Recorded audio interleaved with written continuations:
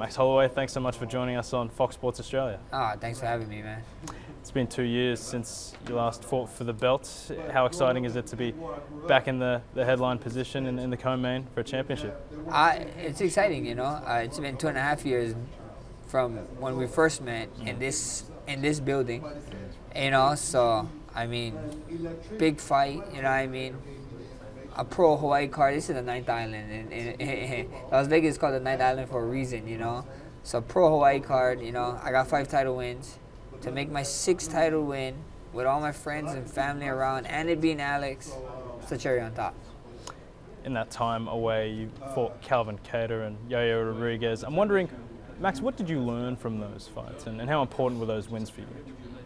I mean, super important, you know. I mean, both the wins was very much needed. That's how we got back to this spot, you know. And I learned a lot, you know. I learned a lot. I learned great. I learned how tough someone can be, you know. Again, the Kattar fight, even in the Yair fight, pretty tough fights, you know. So at the end of the day, it just gave me ready for this moment, you know. This moment, this 3rd time, you know. I mean, if the first 2 was so convincingly, I don't think we would have been here for a 3rd, right? So at the end of the day, I'm just happy to be here and blessed, and can't wait to put on a show. Blessed is best. Alex and I often talk about improvement and how much he has evolved, I guess, since you guys last met. I'm curious, Max, how much do you think you've evolved, and what do you have now that you didn't have in the first 2 fights? I mean, proof is in the pudding. It's not what did I have now that I didn't have. It's what do I have now that I didn't show or I didn't use, you know. And it's just like him, you know. I'm sure there's stuff that he did get better. Of course, you know. It's 2.5 years later. If you're not getting better, then what are you actually doing in life, you know? So I know he's getting better. He's gonna see the best version of me come Saturday night. I hope to see the best version of him come Saturday night, you know. And I've been in there with this man for 10 rounds, man. 10 rounds. That's a lot of time, you know.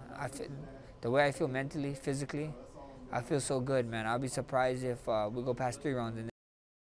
So you're predicting you'll finish him within 3 rounds? We see, yeah, that's exactly what I'm saying, man. I feel so good. I mean, I wish you guys could know what I'm doing in training, what I did in training, all the point to get here, because it's going to be an amazing fight, you know. At the end of the day, like you said, he had a great fight with Brian, you know, but I don't know how it felt, you know, to overcome adversity like how he did, you know, with Brian. You know, Brian didn't wrap up my neck twice.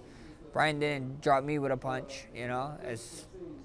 I had to teach the guy how to block in our fight. So at the end of the day, it is what it was. All jokes aside, I can't wait, you know. There's certain fights that for me, when I'm in the octagon, I want whoever you guys think is the best guy, you know. And here's the guy, you know. So I get to go out there. I treat every fight the same, 0-0. We go in there like it's my first fight and it could be my last fight, because you never know, you know. And looking forward to Saturday night. Max, in the media scrum, you mentioned that this is a legacy fight. So when you TKO Jose Aldo twice, a lot of people were heralding you as the greatest they'd ever seen in the featherweight division. If you go 0-3 against Alex, do you worry that legacy will be tarnished at all? Not at all, you know. I don't know, you know. When I think about the greatest, I think of stats. And I have 5 title wins. Jose Aldo has 8 title wins. I'm not sure how much title wins Alex have, but at the end of the day, stats speak for himself, you know. And if you want to be the greatest, that's what you gotta do. And the greatest to me, the greatest in our division, you know, and one of the greatest of all time, Jose Aldo, got 8 title wins, you know. So I plan on picking up my 6 and chasing that title wins. You spoke about how you've spent 10 rounds with this guy. In that second fight, Max, were you robbed by the judges, do you think? I mean, we see that, you know, I don't want to, you know, at the end of the day, Dana White said what he said. Half the UFC roster said what they said, you know, and me coming out and adding more fuel to the fire, why, you know? I actually, after that fight, I got in trouble, you know. I was in breach of contract for not doing media after the fight, you know. So at the end of the day, I just, why cry over spilt milk, you know? We had, there's 3 guys, octagon side.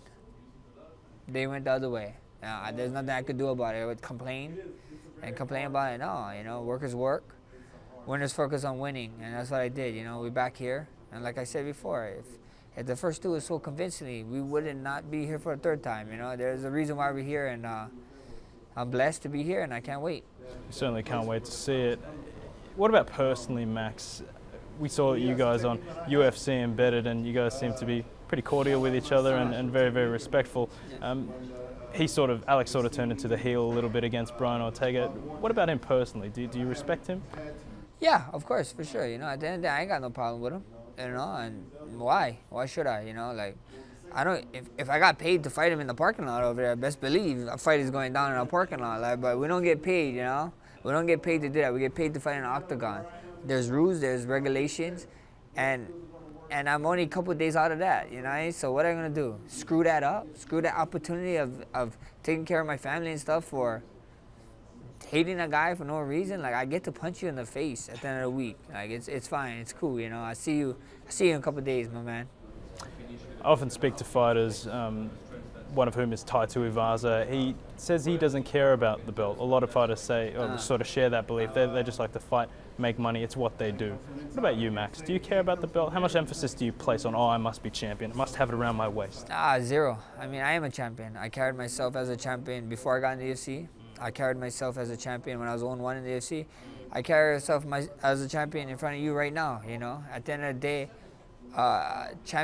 this championship thing, everybody think it's a mindset, you know. It's a championship mindset. It is not. It is a championship responsibility, and my responsibility is to carry myself like a champ, and that's what I do, you know. Everything, in every aspect of my life. That's the way I look at myself and I carry myself, and that's the only way you can get respect, and that's the only way you can be able to do, you know. I'm sure for you, you know, if you want to be the best reporter ever, you need to believe it, you know. You don't walk around with your chest high, whatever, and acting like a douche, you know. But you know, deep down yourself, you know, you tell yourself, I'm the best reporter, because that's just it, you know. That's the responsibility you got to carry, and you owe it to yourself, owe it to your family, since you're away from them right now, away from your other half that was talking, you know. It's like, you could be doing other stuff, but you're here. And if you're not trying to be the best here, then go find something else new. It's quite profound. Max Holloway, all the best. It's a pleasure. Thank you, brother.